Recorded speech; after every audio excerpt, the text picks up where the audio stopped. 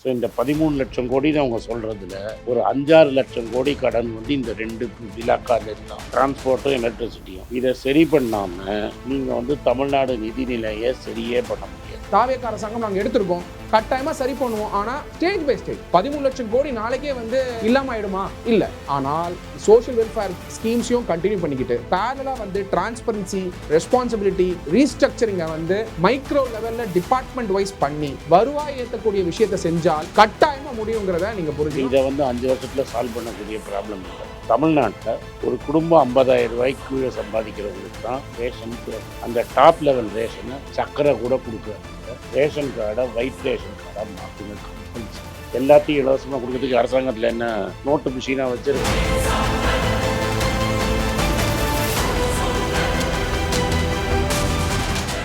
சீரான உடல் எடை தந்து ஆரோக்கியமாக வைத்திருக்கும் Lion oats family super action family. வெற்றியாளரை விதைக்கும் மண் எஸ்என்எஸ், வெற்றியாளரை உருவாக்கும் மண் எஸ்என்எஸ் இன்ஸ்டிடியூஷன்ஸ், கோவை. ஏர்போர்ட்டுக்கு போறீங்க, ஏர்போர்ட் எப்படி இருக்கு? மெட்ராஸ் ஏர்போர்ட் போயிருக்கீங்க, இதுக்குள்ளே மோசமான ஏர்போர்ட் மெட்ராஸ் ஏர்போர்ட். அதில் எவ்வளோ அட்வர்டைஸ்மெண்ட் போடுறாங்க, எவ்வளோ ரெவென்யூ வருது, எவ்வளோ வருது? நீங்கள் விழுப்புரம் அந்த மாதிரி ஏதாவது ஒரு பஸ் ஸ்டேஷனுக்கு போனீங்கன்னா அது நாரும், மனுஷன் அதுக்கு போகவே முடியாது. ஒரு ப்ராப்பரான பாத்ரூம் கூட கிடையாது. அதை நீங்கள் ப்ரைவேட் ஹேண்ட்ஸில் அது ஸ்பான்சர் பிடிச்சி அட்வர்டைஸ்மெண்ட் போட்டிங்கன்னா எவ்வளோ காசு வரும்? அங்கே மானிட்டைஸ் பண்ணி இடத்த கரெக்டாக கான்ட்ராக்ட் விட்டு வாடகைக்கு விட்டு எல்லாம் ஒழுங்காக பரம்பக் பண்ணிங்கன்னா அதுலேருந்து எவ்வளோ ரெவன்யூ எடுக்கணும்? நீங்கள் பஸ்ஸில் கூட ஸ்லைடு போட்டு அதுலேயும் அட்வர்டைஸ்மெண்ட் மூலிமா சம்பாதிக்கலாம். நிறைய இருக்குது. பஸ்ஸையே நீங்கள் வந்து சும்மா 2 இடத்துல போடுறதுக்கு பதிலாக பஸ்ஸோட ஃபுல் பஸ்ஸை நீங்கள் விற்றுலாமே. உங்களுக்கு மக்களுக்கு ஃப்ரீ, லேடிஸுக்கு ஃப்ரீயாக கொடுக்கணும்னு ஆசை, லேடிஸுக்கு ஃப்ரீயாக கொடுக்கணும்னு ஆசை, கரெக்டாக? அப்போ நீங்கள் இன்னும் ரெவன்யூ ஜென்ரேட் பண்ணணும் இல்லையா?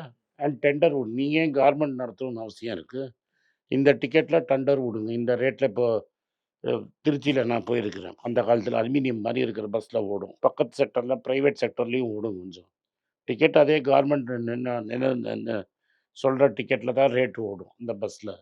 யாருக்கு வேணால் பஸ்ஸுக்கு கான்ட்ராக்ட் கொடுங்க. படித்த பையனுக்கு எவனாவது ஆட்டோமொபைல் பையன் பஸ் வாங்கிறதுக்கு கடன் கொடுத்து அவன் பஸ்ஸு வாங்கி அந்த ரேட்டு ஓட்டுறானா ஓட்டுங்க. அவனுக்கு நீங்கள் மாதம் பணத்தை கொடுத்துருக்கீங்க. கவர்மெண்ட் தான் பஸ்ஸு நடத்தணும்னு சொல்லி, அது அந்த காலம். இன்றைக்கி பஸ்ஸு கம்பெனி நிறைய இருக்குது, பேங்க்கு நிறைய இருக்குது, நிதி நிறுவனம் நிறைய இருக்குது. யார் பஸ்ஸு ஓட்டினானோ அவனுக்கு பஸ்ஸு கொடுக்கறதுக்கு இருக்க. யாராவது கான்ட்ராக்ட் எடுத்து அந்த ஏரியாவில் பஸ்ஸு ஓட்டுறானா ஓட்டட்டுமே. நிறைய இப்போ அது வந்து ரேட் கான்ட்ராக்ட் கொடுக்காம லைசன்ஸை முடக்கி வச்சு எவ்வளவோ குடும்பம் பஸ்ஸை வந்து பஸ் ரூட்டை 2 கோடி 3 கோடிக்கு விற்கிறாங்க. அந்த காலத்தில் ஆட்டோ ரூட்டு ஊட்டின மாதிரி ஆட்டோ ரேட்டை வந்து ஆட்டோவை இவ்வளோ ஆட்டோ விடலாம், இவ்வளோ ஆட்டோ விடக்கூடாதுன்னு மினி பஸ்ஸுக்கெல்லாம் ப்ரைவேட் கான்ட்ராக்ட் கொடுங்க. இப்போ எலக்ட்ரிக் பஸ்ஸு கொண்டு வந்திருக்கீங்க. மெதுவாக எல்லா பஸ்ஸையும் சிட்டிக்குள்ளே இருக்கிற பஸ்ஸெல்லாம் எலக்ட்ரிக்காக மாற்றிடுங்க. என்ன பெரிய காஸ்ட்? நம்மளுக்கு டீசல் தான் பெரிய காஸ்ட்டு. டீசல் பஸ் எலிமினேட் பண்ணுங்க. சென்ட்ரல் கவர்மெண்ட்டை போங்க, பேசுங்க. அவங்கள்ட்ட ஜேஎன்யூஆர்எம்னு பேரை மாற்றிருப்பான், ஏதாவது சர்வார்கர்னு பேரை மாற்றிருப்பான். அந்த ஸ்கீம் இருக்குது, JN Nehru scheme, urban renewal மிஷன்னு. அதில் தான் பஸ்ஸெல்லாம் வாங்குறாங்க அவங்க. எல்லா பஸ்ஸையும் நீங்கள் ஒரு ஃபேஸ்டு மேனர் போடுங்க.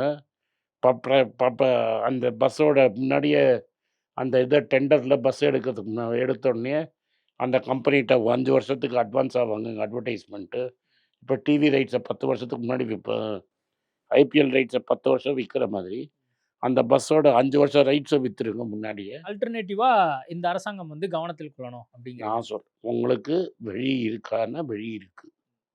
பண்ணுவாங்களா எனக்கு தெரியாது. நான் அமைச்சர் கிடையாது, நான் டிரான்ஸ்போர்ட் அமைச்சர் கிடையாது. சரி, இந்த 2 விஷயம் வந்து மிகப்பெரிய அளவில் வந்து இழப்பில் இருக்குது அப்படின்னு சொல்கிறீங்க. இது ஒரு இல்லாமல் பக்கம் இது இல்லை. ஏன்னா அந்த 10 லட்சம் கோடி கடந்தையே சென்ட்ரல் கவர்மெண்ட் ப்ரெஷரில் ஒரு 2 லட்சம் கோடியை நம்ம இதுக்கு மாற்றினோம் ஜெயலலிதா டைமில். ஸோ இந்த 13 லட்சம் கோடின்னு அவங்க சொல்கிறதுல ஒரு 5-6 லட்சம் கோடி கடன் வந்து இந்த 2 இலாக்காலேருந்து தான். எந்த இலாக்கா? டிரான்ஸ்போர்ட்டும் எலக்ட்ரிசிட்டியும்.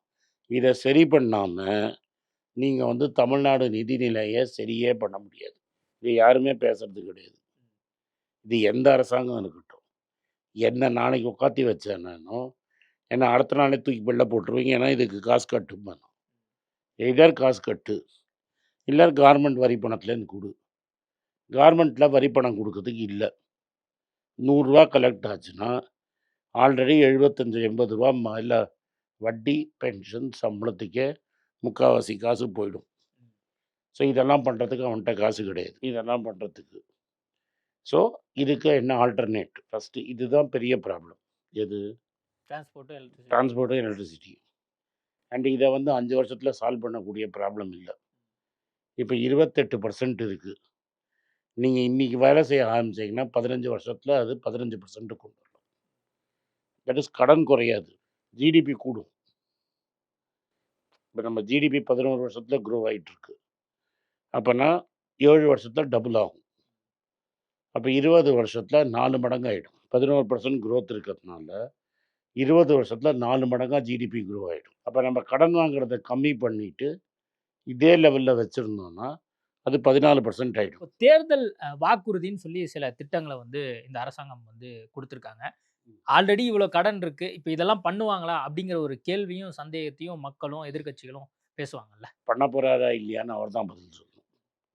என்னை பொறுத்த வரைக்கும் ஏதாவது ஒரு அவருக்கு மக்களை கன்வின்ஸ் பண்ண முடிஞ்சு இதை தள்ளி போட முடிஞ்சால் ஸ்டேட்டுக்கு நல்லது. எந்த விஷயத்த சொல்றீங்க? எதை தள்ளி போடணும் அப்படின்னு சொல்றீங்க? நிச்சயமாக கேஸ் 2500 ரூபா கேஸ் 2500 ரூபா கொடுக்குறேன்னு சொல்லியிருந்தாரு. கேஸ் முடியாது, வருஷத்துக்கு 6 சிலிண்டர். அது இப்போ முடியாது, இப்போதைக்கு முடியாது. இப்போ இருக்கிற ஈரான் பற்றாக்குறையில் அது முடியாது. சரி, நிச்சயமாக முடியாது. ரைட்டா? அவரை எப்படி சமாளிக்க போகிறாரோ அவர் தான் பார்க்கணும். அது ரொம்ப கஷ்டம். 2500 ரூபா அவர் கொடுக்கணும்னா வேற எங்கேயாவது குறைக்கணும். இப்போ 2500 ரூபா கொடுக்கறதுன்னு முடிவு பண்ணிட்டாருன்னா நிஜமாவே ஏழைங்களுக்கு கொடுக்கணும்னா கொடுக்கணும். 2500 ரூபாங்கிறது ஒரு சிலிண்டரும் பேசிக் செலவுக்கு அவங்களுக்கு தேவை. எஸ்பெஷலி லோவஸ்ட் லெவலில் இருக்காங்கல்ல, 15% தமிழ்நாட்டில் இருக்கிற 15% பாப்புலேஷனுக்கு இந்த 2500 ரூபா தேவை. என்ன கேட்டிங்கன்னா நான் நிதியமைச்சர் இல்லை, நான் ஆட்சியில் இல்லை. தட் இஸ் நான் வந்து காங்கிரஸ் கட்சியில் இருக்கேன். காங்கிரஸ் கட்சியிலையும் நான் எம்எல்ஏ கிடையாது, நான் அட்வைசர் டு தி கவர்மெண்ட்டும் கிடையாது. போன வாட்டியும் நிறைய பேர் நினைக்கிறாங்க நான் திமுகவுக்கு அட்வைசராக இருந்தேன்னு. அப்பவும் நான் அட்வைசர் கிடையாது. அப்பவும் எனக்கு ஃப்ரெண்ட்ஸ் அங்கே ஆட்சியில் இருந்தாங்க, இப்போவும் என் ஃப்ரெண்ட்ஸ் ஆட்சியில் இருக்காங்க. இப்போ வரைக்கும் வந்து அந்த அட்வைசிங் கமிட்டி வந்து உருவாக்கல, பொருளாதார அந்த நிபுணர் குழு வந்து உருவாக்கல. ஒருவேளை வந்து இதெல்லாம் பார்த்துட்டு அதெல்லாம் என்னமோ வந்து அதெல்லாம் சேர்த்துக்கிறாங்களோ என்னமோ அதெல்லாம் நம்மளோட பெரிய ஆளுங்கள்லாம் இல்ல நிறைய பேர். இப்போ நான் கடந்த 2-3 நாளா பல பேர்கிட்ட பேட்டி எடுக்கிறேன். இந்த வெள்ளை அறிக்கை வந்த பின்பாக இது வரைக்கும் வந்து இவங்க இந்த பொருளாதார நிபுணர் குழு அமைக்கல. அதுல வந்து முக்கியமான ஆட்கள் எல்லாம் வந்து சேர்த்துட்டு இவங்க வந்து பல்வேறு சஜஷனை கேட்கணும் அப்படின்னு வந்து சொல்றாங்க. ஏன்னா திமுக ஆட்சியில அந்த மாதிரி பல்வேறு குழுக்கள் அமைக்கப்பட்டது. அந்த மாதிரி இந்த ஆட்சியும் வந்து இதை பண்ணணும் அப்படிங்கிறாங்க. குழு அழிக்கப்பட்டது. குழு அழிச்ச யார் கிரியேட் பண்ணோம் அவனே 2 வருஷத்துல தூக்கிட்டீங்கள. யாருக்கா அந்த குழு வந்ததோ அந்த ஆளையே 2.5 வருஷம் கழிச்சு அவங்க பண்ணதை இவங்க பண்ண மாட்டாங்க, நம்ம நம்புவோம். நீங்க ரகுராம் ராஜன் பேர் சொன்னதான் நான் சொல்றேன். இல்ல அதான் இந்த மாதிரி ஒரு குழுவெல்லாம் அமைக்கணும். அதுல ஆனந்த் சீனிவாசன் வருவாரா? ஆனந்த் ஸ்ரீனிவாசன்லாம் வர மாட்டாரு. ஆனந்த் ஸ்ரீனிவாசன் ரொம்ப லோ லெவல். ஆனந்த் ஸ்ரீனிவாசன்லாம் கூப்பிட்டு சஜஷன் கேட்க மாட்டாங்க. உண்மையை சொல்லுவீங்களா? இப்ப நடந்த விஷயத்தெல்லாம் உண்மையை சொல்றீங்கல்ல. பாருங்க, ஆனந்த் ஸ்ரீனிவாசனை கூப்பிட மாட்டாங்க, அதை விட்டுருங்க, தனியா வச்சிருங்க. நான் என்ன சொல்ல வரேன்னா ரொம்ப சிம்பிளா, அப்போ 2500 ரூபா கொடுக்கணும் அப்படின்னு அவர் டிசைட் பண்ணிட்டாருன்னா எங்கே கை வைக்கணும்னு என்ன கேட்டால் நான் கை வைக்க முடியும். இப்போ இதே தெருவில், இது பணக்கார தெருவு தானே நீ வந்தது, இந்த தெருவில் இருக்கணும்னா ஒரு மினிமம் வீட்டுக்கு 50,000 ரூபா வாடகை கொடுத்தா தான் அந்த வீட்டில் இருக்க முடியும். எனக்கு தெரிஞ்சு இந்த மெயின் தெருவில் 20 பேர் ரேஷன் வாங்கலாம் தினம். இவனுக்கு ரேஷன் தேவையா? இவனுக்கு ரேஷன் தேவையா? அப்போ இதெல்லாம் வந்து கட் பண்ணாதான் நீங்கள் சொல்லக்கூடிய யாருக்கு கொடுக்குறேன்னு ஒன்று இருக்குது. என்கிட்ட இருக்கிறது ஒரு ஆழா சாதம் தான். அந்த எனக்கு நீ அந்த சாதத்தை கொடுத்த, எனக்கு நீ சப்சிடி கொடுத்தா, எனக்கு நீ சப்சிடி வாங்குறாங்க.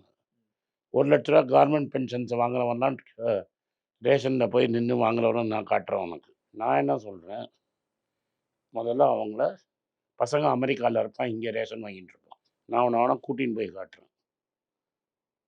ரைட்டா? அதை நீங்கள் கட் பண்ணாதான் உங்களால் 2500 ரூபா கொடுக்க முடியும். தமிழ்நாட்டில் 50,000 ரூபாய்க்கு சம்பளம் கீழே ஒரு குடும்பத்துக்கு சொல்கிறேன், ஒரு ஆளுக்கு தனி சம்பளம் சொல்கிறேன்.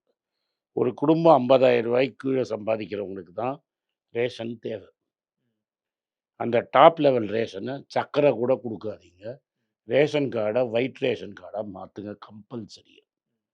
50% ரேஷன் குறைஞ்சிரும். அப்போ நீங்க அந்த ரேஷன் சிஸ்டத்தையே வந்து கொஞ்சம் வேற மாதிரி இவங்க அணுகணும் அப்படின்னு ஆமாம், சொல்றீங்க. இப்போ தான் எல்லாம் எக்ஸிஸ்டிங் சிஸ்டம் வந்து இது பல்வேறு வந்துருச்சு. குளறுபடிகள் இருக்குங்கிறீங்க. ஆமாம், யார் பேரில் ரேஷன் கார்டு இருக்கோ அவன் கை வச்சாதான் காசு கொடுக்கணும். இப்போ நான் என் வேலைக்காரி அமுச்சுக்க ரேஷன் வாங்குறத நிறுத்தணும்.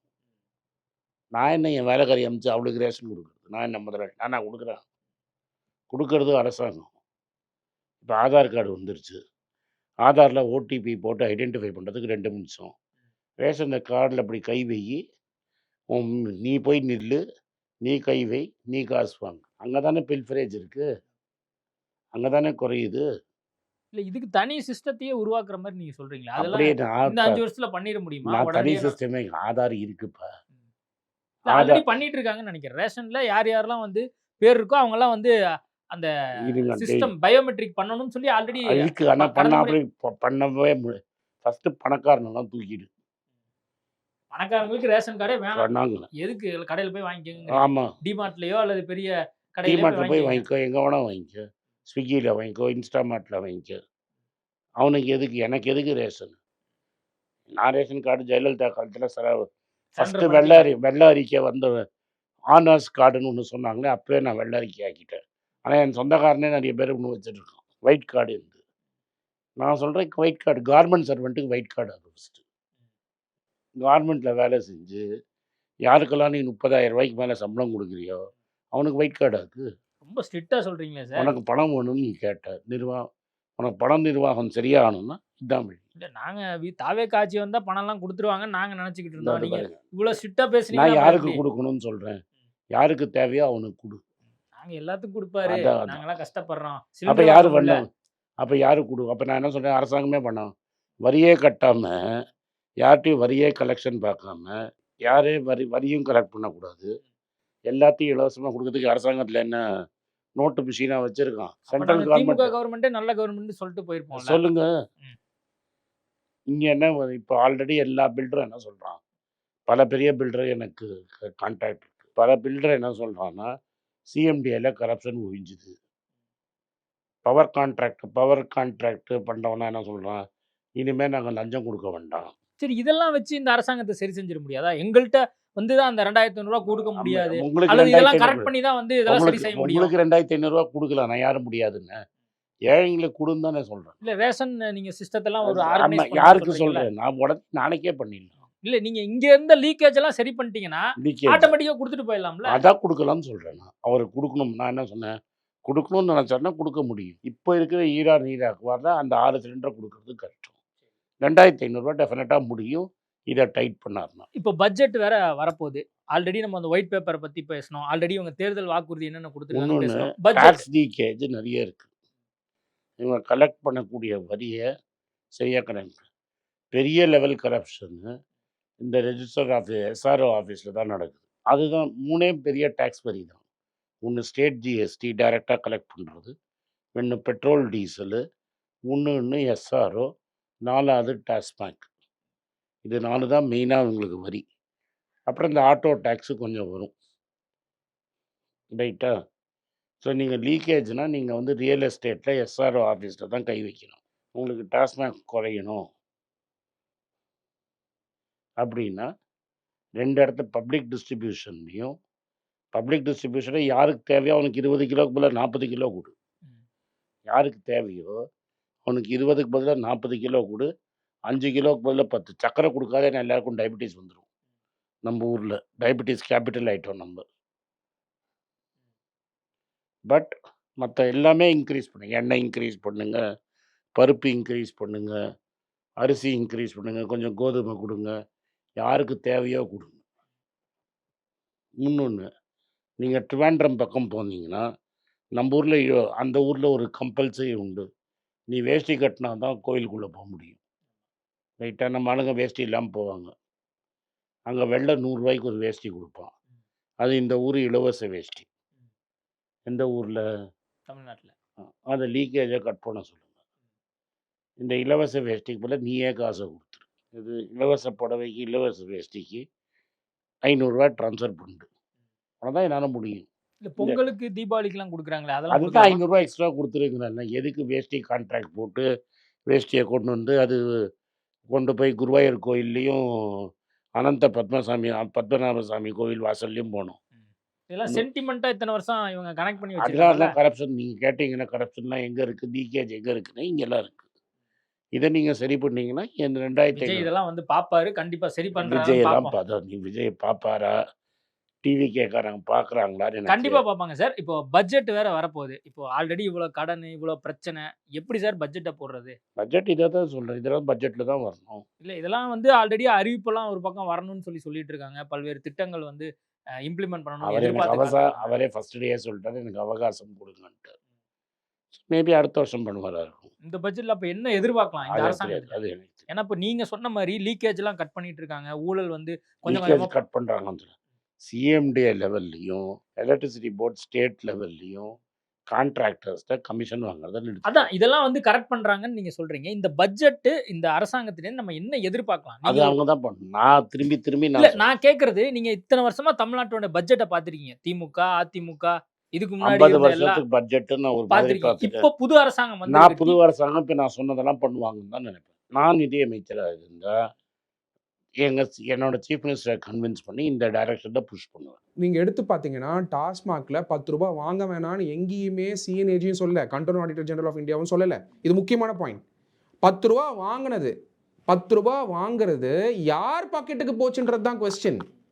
10 ரூபா வாங்க வேணாம்னு சொல்லலை, 20 ரூபா வாங்க வேணாம்னு சொல்லலை, நீங்கள் 30 ரூபா கூட இல்ல வாங்குங்க. பாட்டிலுக்கு 10 ரூபான்னு விஜய் டான்ஸ் இல்ல, நான் ஆடுறாரு. சொல்றேன் கேளுங்க. இப்போ என்ன வந்து Very இதுக்கு simple. ஒரு வேக்கானம் கொடுத்தா எப்படி நீங்க ஏத்துப்பாங்க? சங்கர், மக்கள் எப்படி நீங்க ஏத்துப்பாங்க? முடிக்க இப்போ விட்டாதான் குடிக்கிறவங்க எல்லாம் எப்படி ஏத்துப்பாங்க? நீங்கள் என்ன முடிக்க விட்டாதான் மக்களுக்கு வந்து என்னன்னு இது புரியும். Let me complete. ஒரு பாட்டிலுக்கு வந்து 10 ரூபா வாங்குறது செந்தில் பாலாஜி வாங்கினாருன்னு தான் சொன்னோம். செந்தில் பாலாஜி வாங்கலன்னு ஏன் சொல்லலை? செந்தில் பாலாஜி வந்து சொன்னாரா நான் வாங்கலை? இல்லை அப்போ இருந்த அரசாங்கம் வந்து இந்த 10 ரூபா எதுக்கு வாங்குறாங்கன்னு எக்ஸ்பிளைன் பண்ணாங்களா? பண்ணலையே. இப்போ சொல்கிறேன் கேளுங்க. சிஎன்ஏஜி ரிப்போர்ட் எடுத்து பாருங்க, கண்ட்ரோல் ஆடிட்டர் ஜெனரல் ஆஃப் இந்தியாவுடைய ரிப்போர்ட் எடுத்து பாருங்க. தணிக்கை குழு என்ன சொல்றாங்க? வாங்குற ரீஃபண்டபிள் டெபாசிட் எங்க போகுதுன்ற கேள்வி எழுப்பியிருக்காங்க. சிஎன்ஏஜி என்ன எழுப்புறாங்க? வாங்கின 10 ரூபாய் எங்க போகுது? அது திருப்பி வந்து கஜானாக்கே வரணும். திருப்பி கஜானா வந்து வெளில போய் யார் வந்து அந்த பாட்டிலை வந்து கொடுக்குறாங்களோ அவங்க வாங்கிட்டு போகணும். அதுக்கு சிஸ்டம் வந்து இப்போ மினிஸ்டர் வந்து இம்ப்ளிமெண்ட் பண்ணிட்டு இருக்காரு. அந்த வெண்டிங் மிஷின் மாதிரி எங்கன்னா பாட்டில் கொடுத்துட்டா அந்த 10 ரொம்ப ரூபாய் சரியா கிடைச்சிரும். சொல்றீங்க. இப்போ ஆல்ரெடி 10 ரூபா வாங்குறாங்க, அந்த 10 ரூபாய்க்கு கணக்கு இல்ல அப்படிங்கறதா நீங்க சொல்ல வருது. இப்போ கூடுதலா 10 ரூபால வாங்குறாங்க, 20 ரூபா வாங்குறாங்க. 20 ரூபா எப்படி வந்து இப்போ 140 ரூபா சரக்குனா Very simple. 160 ரூபா கொடுத்து நான் வாங்கி குடிக்க முடியுமா? 20 ரூபா இப்போ அரசாங்கத்துக்கு நான் எக்ஸ்ட்ரா தண்ட செலவுல பண்றேன். கிடையாது. ஆ. 20 ரூபாய் அந்த நீங்க வந்து 10 ரூபாயில அந்த 20 ரூபாய் உயர்த்திட்டு அதுக்கான சிஸ்டம் கிரியேட் பண்றீங்க. ரீஃபண்டபிள் டெபாசிட் சிஸ்டம் அதுதான் கிரியேட் சார். பண்றீங்க. இப்போ நான் 20 வந்து ஒரு 10 ரூபாய் கிலோமீட்டர் டிராவல் பண்ணி நான் வந்து டாஸ்மார்க்ல போய் வாங்குறேன் சார். திரும்ப நான் அந்த வீட்டில் இருக்கக்கூடிய அந்த எல்லா சரக்கெல்லாம் குடிச்சு முடிச்சுட்டு திரும்ப நான் வந்து உங்கள்கிட்ட வந்து 10 ரூபா வந்து வாங்குறதுக்காக திரும்ப அந்த பாட்டில நான் பாதுகாப்பாக கொண்டு வர முடியுமா? அப்போ வர வழியில பாட்டில் இருக்கு அப்படின்னு சொல்லி போலீஸ்காரங்க பிடிக்க மாட்டாங்களா? இத்தனை பிராக்டிக்கல் பிரச்சனைன்னு ஒன்று இருக்குல்ல, 10 ரூபாய் இதெல்லாம் வந்து அமைச்சருக்கு தெரியாதா? 10 ரூபாய் வாங்குற 10 ரூபாய் வந்து இன்னைக்கு அரசாங்கத்துக்கு தான் போகுது. அது மினிஸ்டர் பாக்கெட்டுக்கு போல, செந்தில் பாலாஜி பாக்கெட்டுக்கு போயிட்டு இருந்தது 10 ரூபாய். மாற்றம் என்ன நடந்திருக்குன்னா வாங்குற 10 ரூபாய் இன்னைக்கு கவர்மெண்ட் கஜானாக்கு வருது. இல்ல அந்த நாங்க பாட்டில் மாற்றத்தை திருப்பி எப்படி கொடுத்தா எதிர்பார்க்கிறோம்னா பாட்டில் அந்த 10 திருப்பி ரூபாவே கொடுத்தா வாங்கக்கூடாது, 20 ரூபாவே வாங்கக்கூடாது. அதுதான் மாற்றம். அதுதான் இருங்க, தாவேகா அரசாங்கத்திலிருந்து நாங்க எதிர்பார்க்கிறது. அந்த பாட்டில் திருப்பி கொடுத்தா கவர்மெண்ட் கஜானால இருந்தே 10 ரூபாவோ 20 ரூபாவோ அவருக்கு திருப்பி கிடைச்சிரும். ஃபர்ஸ்ட் சிஸ்டம் பண்ணியிருக்கும். இப்போ கொஸ்டின் என்னன்னா அந்த பாட்டிலுடைய காஸ்ட்னு ஒன்று இருக்கும்ல, அது யார் ஏற்றுக்கணும்? அந்த காஸ்ட்டை அரசாங்கம் ஏற்றுக்க முடியாது. அது ரீஃபண்டபிள் டெபாசிட்டாக இருந்ததுன்னா அந்த பாட்டிலை ஸ்கிராப் பண்ணும்பொழுதோ பாட்டிலை ரீயூஸ் பண்ணும்பொழுதோ அதுக்கான சிஸ்டம் சர்க்குலர் எக்கானமியில் அந்த சிஸ்டம் கிரியேட் பண்ணும்போது அந்த பணமாகப்பட்டது காஸ்ட்டாக மாறாது. அதுக்கு தான் இந்த சிஸ்டம் கிரியேட் பண்ணுறாங்க. நீங்கள் செந்தில் பாலாஜி அவர்களுடைய சிஸ்டம் வந்து அவர் பாக்கெட்டுக்கு போன சிஸ்டம். இந்த சிஸ்டம் ஆகப்பட்டது இப்போ கொண்டு வந்திருக்கக்கூடிய சிஸ்டம் வெளிப்படைத்தன்மை, பொறுப்புடைமை, சீர்திருத்தம். அதில் 10 ரூபாய் இன்னைக்கு வந்து கன்சியூம் பண்ணுறவர் கொடுத்தா அந்த 10 ரூபாய் பத்திரமா கஜானால இருக்கு. அந்த பாட்டிலை திருப்பி கொடுத்தா 10 ரூபாய் கிடைக்கும். அது 10 ரூபாய் 20 ரூபாய் மாத்துறது காரணம் 10 ரூபாய் பாட்டில் திருப்பி கொடுக்க மாட்டாங்க. ஸோ 20 ரூபாய் வந்தால் கட்டாயமாக பாட்டில் திருப்பி கொடுப்பாங்கன்றதுனால தான் அதை ஏற்றிருக்கோம். நீங்க எக்ஸ்பிளைன் பண்றீங்க, அதை மக்கள் புரிஞ்சுக்கிறாங்களா இல்லையாங்கிறது வரக்கூடிய நாட்களில் தெரியும். அந்த கமிட்டட் எக்ஸ்பெண்டிச்சர் அப்படின்னு வந்து நேற்று விளக்கம் கொடுக்கப்பட்டிருந்து. அதுக்கு வந்து சேலரி, பென்ஷன், இன்ட்ரெஸ்ட் இதுக்கே வந்து கிட்டத்தட்ட வந்து ஒரு 64 ரூபா வரைக்கும் போயிடுது. கூடுதலாக 23 ரூபா வேற ஏதோ ஒரு கணக்கு வந்து சொல்றாரு. ஊராட்சிக்கு நம்ம ஒதுக்கப்பட வேண்டிய நிதி அப்படின்னு சொல்லி ஒரு கணக்கு சொல்றாங்க. கிட்டத்தட்ட 100 ரூபா நம்மளுக்கு வருதுன்னா 87 ரூபா இதுலயே வந்து போயிடுது. மீதி மற்ற கணக்குகள்லாம் சொல்லி கிட்டத்தட்ட 145 ரூபா வரைக்கும் நம்மளுக்கு செலவாயிருது அப்படின்னு சொல்றாரு. இப்போ இதெல்லாம் சரி செய்யறதுக்கு நம்ம என்ன பண்ண போறோம்? இப்போ வந்து அட்மினிஸ்ட்ரேஷனை வந்து கிளியரா வந்து நம்ம மெயின்டைன் பண்ணணும் அப்படிங்கிற ஒரு விஷயத்த வந்து அமைச்சரே வந்து சொல்றாரு. இதை எப்படி அடுத்த கட்டத்துக்கு நீங்க நகர்த்தி போறீங்க? எப்படி ரெவென்யூவை பெருக்க போறீங்க? இப்போ அதுக்கும் சில காரணங்கள்லாம் சொல்றாங்க. ஜிஎஸ்டி மூலியமா நம்மளுக்கு வந்து நம்மளுக்கு வருமானம் வருது, வேட் மூலியமா வருது, கமர்ஷியல் டாக்ஸ் மூலியமா வருது, ஸ்டாம்ப் ரெஜிஸ்ட்ரேஷன் மூலியமா வருது, மோட்டார் வெஹிக்கிள் மூலியமா வருது அப்படின்னு சொல்லி சொல்றாங்க. கலெக்ஷன் எஃபிஷியன்சியை நாங்க கூட்ட போறோம்னு சொல்லி சொல்றாங்க. கலெக்ஷன் எஃபிஷியன்சி, மற்ற அட்மினிஸ்ட்ரேஷன், கரப்ஷன் இதெல்லாம் வந்து ஒழிச்சிட்டா நம்ம பெட்டரான கவர்மெண்ட்டை கொடுத்துட முடியும்னு தாவேக அரசாங்கம் நம்புதா? நீங்கள் சொல்லக்கூடிய ஸ்டெப்ஸு வந்து ஒரு லிமிட்டட் எக்ஸ்டென்ட் தான் ரெவன்யூ மொபிலைசேஷன் கொடுக்கும். ஃபஸ்ட்டு ரெவன்யூ மொபிலைசேஷனுக்கு தேவையான 3 நிலை டிரான்ஸ்பரன்சி, ரெஸ்பான்சிபிலிட்டி அண்ட் ரீஸ்ட்ரக்சரிங் பண்ணாதான் அடுத்த ரெவன்யூ மொபிலைசேஷன் ஐடியாக்கே நம்ம போக முடியும். இப்போ 13 லட்சம் கோடி கடன் இருக்க, இந்த 13 லட்சம் கோடியும் முழுசாக நம்மளால் வந்து சரிப்படுத்த முடியுமானா எல்லா அரசாங்கமும் முயற்சி எடுப்பாங்க. அந்த முயற்சி எடுக்கும்பொழுது கடன் சுமை கம்மியாகும். அது கம்மியாகிறதுக்கான ஸ்டெப்ஸ் வந்து லீக்கேஜஸை தடுக்கிறது. போடக்கூடிய ஸ்கீம்ஸு எல்லா மக்களுக்கும் போய் சேரணும். அப்போ சேரும்போது சொசைட்டி ப்ரோக்ரஸ் ஆகும். அதனால் வரக்கூடிய வருவாய் தான் நம்ம கடனை குறைக்கும். இது வந்து ஒரு விசியஸ் சர்க்கிள். நேற்று நீங்கள் ஃபினான்ஸ் மினிஸ்டர் பேசும்போது சொல்லியிருப்பாரு, ஒரு விசியஸ் சர்க்கிளில் நம்ம மாட்டிக்கிட்டு இருக்கோம். அந்த விசியஸ் சர்க்கிளில் பிரேக் பண்ணி வெளில வரணும்னா இந்த 3 விஷயம் நம்ம செய்யணும் அப்படின்னு சொல்லியிருக்காரு. So looking at the perspective, இன்றைக்கி இருக்கக்கூடிய நிதி நிலைமையில் சரி பண்ணணும்னு சொன்னாக்க பப்ளிக் செக்டர் அண்டர்டேக்கிங்ஸை வந்து நிறைய ரீஸ்ட்ரக்சர் பண்ணணும். சங்கர், ஓப்பனாக லெட் அஸ் அண்டர்ஸ்டாண்ட். இன்றைக்கி 3 லட்சம் கோடியை சரி பண்ண முடியுமா? 13 லட்சம் கோடி, 10 லட்சம் கோடி கடன் ஆயிடுச்சு ஆல்ரெடி. இந்த 3,80,000 கோடி அந்த கடனை வந்து எப்படி சரி பண்ணுறது? நீங்கள் வெள்ளை அறிக்கையில் வந்து வந்திருக்கக்கூடியது இன்றைக்கி பிரச்சனையை சொல்லியிருக்கோம். Solutions are going to be followed time லைனில். ஆனரபிள் சீஃப் மினிஸ்டர் வந்து இதுக்கான டிஸ்கஷன் நடத்துகிறாரு. கட்டாயமாக சொல்யூஷன்ஸ் வரும். ரீஸ்ட்ரக்சரிங் பண்ணணும், பப்ளிக் செக்டர் அண்டர்டேக்கிங் ரீஸ்ட்ரக்சரிங் பண்ணணும், கொலாபரேஷன்ஸ் பண்ணணும், எஃபிஷியன்சிக்காக கொலாபரேஷன்ஸ் பண்ணணும். இன்றைக்கி நீங்கள் டிரான்ஸ்போர்ட் டிவிஷன் எடுத்திங்கன்னா அந்த டிரான்ஸ்போர்ட் டிவிஷனில் என்னென்ன பிரச்சனை இருக்குன்றத துறை சார்ந்த ஐஏஎஸ்க்கு தெரியும். அந்த டிரான்ஸ்போர்ட் வந்து நீங்கள் ப்ரைவேட்டைஸ் பண்ணவும் கூடாது. ஏன்னா வெல்ஃபேர் கவர்மெண்ட். அப்படி இருக்கும்பொழுது கொலாபரேஷன்ஸ் என்ன பண்ணலாம், அந்த கொலாபரேஷன்ஸில் வந்து எப்படி நம்ம காஸ்ட் வந்து குறைக்கலாம், அப்புறம் வந்து க்ரீன் எனர்ஜிஸ் எப்படி கொண்டு வரலாம். ஒரு பப்ளிக் செக்டர் அண்டர்டேக்கிங்குமே வெல்ஃபேர் கொடுக்கக்கூடிய அண்டர்டேக்கிங், அதை சரி பண்ணணும். So challenges are many. நீங்கள் கேட்கக்கூடிய கேள்வியில் ஒரே பதில் தான் சங்கர். 60 வருட காலங்களுடைய ஓட்டைகள், 60 years of problem we have inherited. 60 years of problem we have inherited. அந்த இன்ஹெரிட் பண்ண ப்ராப்ளமை சரி பண்ணுறதுக்கு நீங்கள் வந்து ஒரு அவகாசமும் கொடுக்கணும். அதே மாதிரி கேள்விகளும் வந்து கேட்கும்போது ஒரு கரிசனையோட நீங்க கேட்கணும். எல்லாரும் கரிசனையோட கேட்கறேன். நான் சொல்றேன்னா 60 வருஷ ப்ராப்ளம் கையில கொடுத்துட்டு போயிருக்காங்க திராவிட கட்சிகள். தாவேக ஆட்சி வந்தா எல்லாமே கரெக்ட் ஆயிரும். நீங்க மக்கள் முன்னாடி மாற்றம் அப்படி வரணும்னு எதிர்பார்த்து ஓட்டு போட்டுருக்காங்க. இன்னைக்கு சங்கர் நீங்க சொல்லுங்க, இன்னைக்கு நீ வெள்ளை அறிக்கை வந்த உடனே தான் சத்யகுமாரை கூப்பிட்டு இதுல expert, lawyer, chart accountant, cost accountant, company secretary Sathyakumar கிட்ட இன்டர்வியூ வரீங்க. Beyond being a spokesperson of the party. இந்த 13 லட்சம் கோடி பற்றி சங்கர் ஏன் விவாதம் பண்ணலை? எலெக்ஷன் அப்போ கூட திராவிட முன்னேற்ற கழகம் இருக்கும்போது சார் இவ்வளோ கடன் வாங்கியிருக்காங்களே எங்கே சார் போச்சு நீங்கள் கேட்கவே இல்லையே. ஆனால் சங்கர் இன்னைக்கு வந்து டிவிகே அரசாங்கம் வந்த உடனே எப்படி சார் இந்த 13 லட்சம் கோடியை குறைப்பீங்கன்னு கேட்கும் பொழுது பதில் ஒன்று தான் சங்கர், நீங்கள் கேட்குற கேள்வி நியாயம். மக்களும் வந்து தாவேக அரசாங்கம் வந்தால் மாற்றம் வரும் அப்படின்னு நினைச்சாங்க. மாற்றம் வந்துக்கிட்டு தான் இருக்குது. ஃபஸ்ட்டு மாற்றம் மக்கள்கிட்ட என்ன பிரச்சனை இருக்குன்னு சொன்னது. ரெண்டாவது, அந்த பிரச்சனையை மக்களும் கவர்மெண்ட்டும் சேர்ந்து தான் சரி பண்ணணும். சேர்ந்து சரி பண்ணுற பொறுப்பும் தாவேக அரசாங்கம் நாங்கள் எடுத்திருக்கோம். கட்டாயமாக சரி பண்ணுவோம். ஆனால் ஸ்டேஜ் பை ஸ்டேஜ், போய் சொல்லக்கூடாது. Stage by stage. 13 லட்சம் கோடி நாளைக்கே வந்து இல்லாமல் ஆயிடுமா? இல்லை. ஆனால் 1 வருடமோ 2 வருடங்களோ சோஷியல் வெல்ஃபேர் ஸ்கீம்ஸையும் கண்டினியூ பண்ணிக்கிட்டு பேரலாக வந்து டிரான்ஸ்பரன்சி, ரெஸ்பான்சிபிலிட்டி, ரீஸ்ட்ரக்சரிங்கை வந்து மைக்ரோ லெவலில் டிபார்ட்மெண்ட் வைஸ் பண்ணி வருவாய் ஏற்றக்கூடிய விஷயத்தை செஞ்சால் கட்டாயமாக முடியுங்கிறத நீங்கள் புரிஞ்சுக்கணும். அது மட்டும் இல்லாமல் ஒரு இம்பார்ட்டன்ட் விஷயம் சொல்கிறேன் பாருங்கள். மதுரையில் ஒரு ப்ராப்பர்ட்டி டேக்ஸ் ஸ்கேம் உங்களுக்கே தெரியும். பெரிய பெரிய வசதியானவங்களுக்கு ப்ராப்பர்ட்டி டேக்ஸ் இல்லாமையும் மிடில் கிளாஸ்க்கும் ஏழைங்களுக்கும் வந்து வச்சிருக்கக்கூடிய ப்ராப்பர்ட்டி மேலே அதிக டேக்ஸ் போட்டது உங்களுக்கே தெரியும். அது ஒரு எவ்வளோ கோடி ஊழல்னு தெரியும். அப்போ வருவாய் இழப்பு இருந்ததா இல்லையா? அந்த மாதிரி ஒரு டிபார்ட்மெண்ட்டில் எவ்வளோ நடக்குது, என்ன நடக்குதுங்கிறத கட்டாயமாக சரி பண்ணணுமா வேணாமா? அப்போ அந்த லீக்கேஜஸை சரி பண்ணாதான் இந்த கடன் சுமையும் குறையும், சோஷியல் வெல்ஃபேர் ப்ரோக்ராம்ஸையும் இன்க்ரீஸ் பண்ண முடியும். அதுதான் அமைச்சரும் வந்து சொல்றாரு, அந்த லீக்கேஜை வந்து கம்மி பண்ணுவோம் அப்படின்னு வந்து சொல்லியிருக்காரு. அதே மாதிரி நிர்வாக சீர்திருத்தம் அப்படின்னுமே வந்து சொல்லியிருக்காரு. என்னென்ன வழி இருக்குது அப்படிங்கிறத நாங்கள் டிஸ்கஸ் பண்ணுவோம் அப்படின்னு வந்து சொல்லியிருக்காரு. இது எல்லாமே ஒரு பொத்தாம் பொதுவாக இருக்கே. நம்ம வந்து வருமானத்தை பெருக்கணும்னா அதுக்கான வழி என்னன்னு கேட்டால் அதுக்கான பதில் இல்லை. இதுக்கு முன்னாடி திமுக அரசாங்கம் என்னென்னலாம் வந்து வெளிப்படையாக செலவு பண்ணியிருக்காங்க அப்படின்னு கேட்டால் அதுக்கான பதில் இல்லை. அதே நேரத்தில் இதுக்கு முன்னாடி என்ன அரசாங்கம் வந்து ஏதாவது தேவையில்லாமல் செலவு பண்ணியிருக்காங்களான்னு கேட்டால் இல்லை, அவங்க கொடுத்துருக்கக்கூடிய ஸ்கீம் எல்லாமே நல்ல ஸ்கீம் தான் அப்படின்னு வந்து சொல்கிறாங்க. இது எல்லாமே ஒரு கான்க்ரீட்டான ஒரு பதிலாக வந்து பிரஸ் மீட்ல இருந்த மாதிரி தெரியல. கூடுதலாக இப்போது விமர்சன பொருளாக மாறி இருப்பது என்னென்னா, அவர் அந்த கிட்டத்தட்ட ஒரு 1.25 மணி நேரம் 1.5 மணி நேரம் வந்து ப்ரெஸ் மீட் பண்ணாங்க. அதில் கிட்டத்தட்ட 50 நிமிஷம் நிதித்துறை அமைச்சரே வந்து ப்ரெஸ் மீட்டில் வந்து என்னென்ன விஷயங்கள்லாம் இருந்ததுங்கிறத படித்தார். அதில் நிறையா வந்து தப்பாக படிச்சிருக்காரு. அவருக்கு வந்து தமிழே படிக்க தெரில, இவரெல்லாம் வந்து அமைச்சராக போட்டிருக்காங்களே அப்படிங்கிற விமர்சனம் கூட வர ஆரம்பிச்சு. அதாவது நீங்கள் கேட்கக்கூடிய கேள்வியிலேயே ஒரு சின்ன பதிலும் உண்டு. இந்த ரெவன்யூ மொபிலைசேஷன் பொறுத்த வரைக்கும் ப்ரொக்ரெசிவ் பேஸ்டாக ரெவன்யூ மொபிலைசேஷன் பண்ண வேண்டிய கட்டாயத்தில் இருக்கும்.